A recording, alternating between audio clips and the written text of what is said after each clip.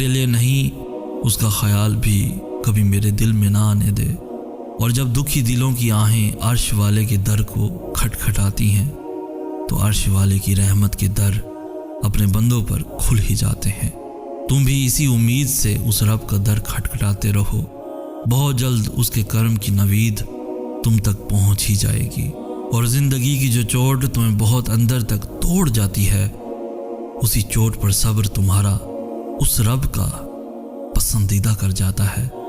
लोगों से उम्मीदें रुस्वा कर देती हैं, वही उम्मीदें जब रब से लग जाएं तो रब का ख़ास कर देती हैं।